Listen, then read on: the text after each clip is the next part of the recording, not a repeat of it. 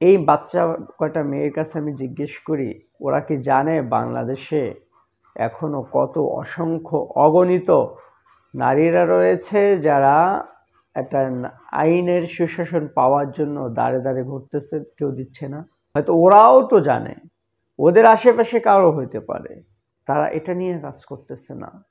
তারা কাজ করে নারী কিভাবে রাস্তায় কখন বিড়ি খাবে, সিগারেট খাবে, সেটা নিয়ে তাদের তা প্রকাশ্য বলতে পারে না। ছুতা দেয় যে কি যেন একটা নাম দিচ্ছে।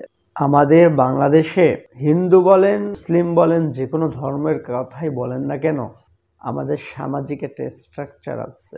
একটা ছেলেও চাইলে যেখানে সেখানে বসে বিড়ি সিগারেট খাইতে পারে না, খায় না।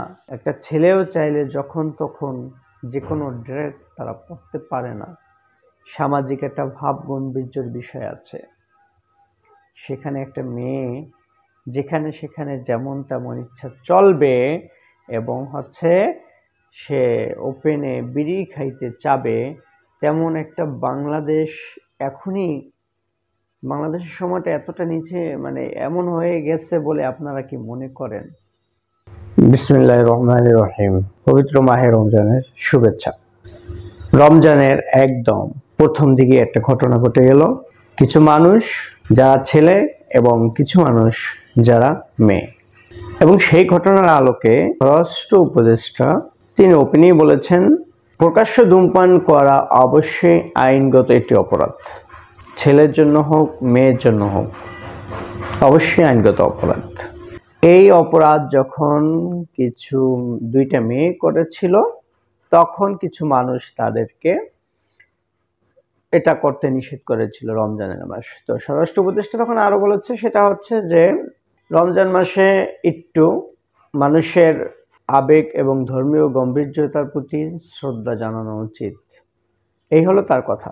এই কথার আলোকে কয়েকটা মেয়ে, যার ভিতরে সবচেয়ে নেতৃত্ব দিয়েছে তার বাবার পরিচয়টা ইতিমধ্যে সবাই জানেন, এবং তিনি ইসলাম ধর্মের অনুসারীই না, সম্পূর্ণ একটা ডিফারেন্ট ধর্মের আইডেন্টিটি থেকে এসেছেন।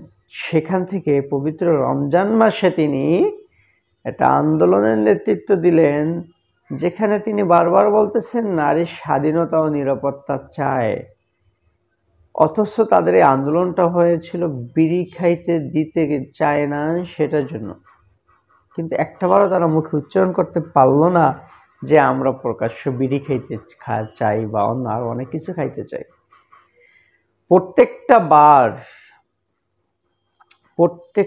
বার প্রতিটা সময় এই আমাদের দেশে একটা শ্রেণীর মানুষ যারা স্পষ্টভাবে ইসলাম বিদ্বেষী এবং প্রকাশ্যভাবে যদি কোনো দল বা সরকারের বিরুদ্ধে লাগতে চায় বা কোনো কিছু করার চেষ্টা করতে চায়, তখন তারা এই নারীর স্বাধীনতার বিষয়টা নিয়ে নামে।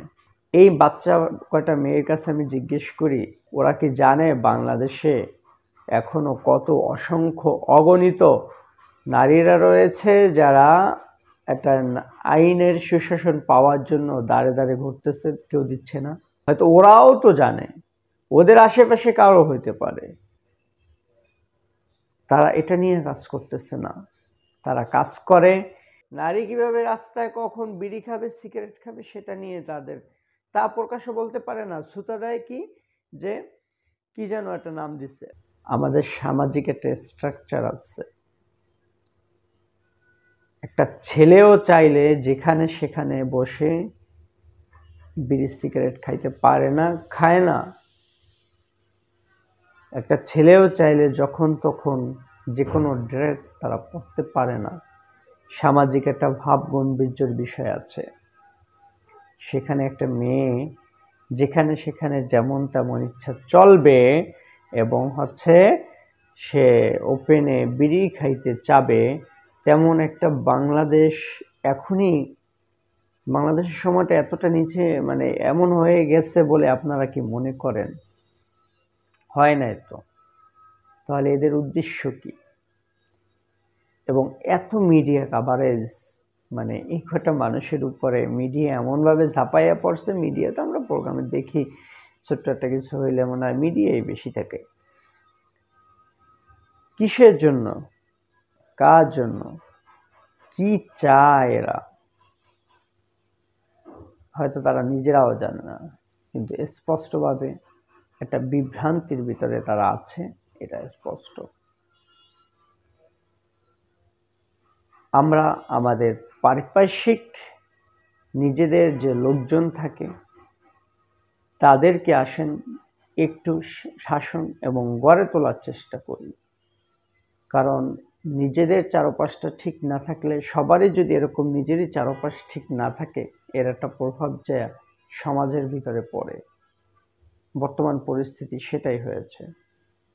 সুতরাং নিজেদের চারপাশটা শাসনের ভিতরে রাখুন, একটা নিয়মের ভিতরে রাখার চেষ্টা করুন, তাহলেই সামগ্রিক এই যে সমাজের ভিতরে প্রকাশ্যভাবে কিছু বেহায়া তারা কথা বলতে চায় বা নামতে চায়, কিছুটা হলেও তাদের এই চেষ্টা রুখে দেওয়া সম্ভব হবে।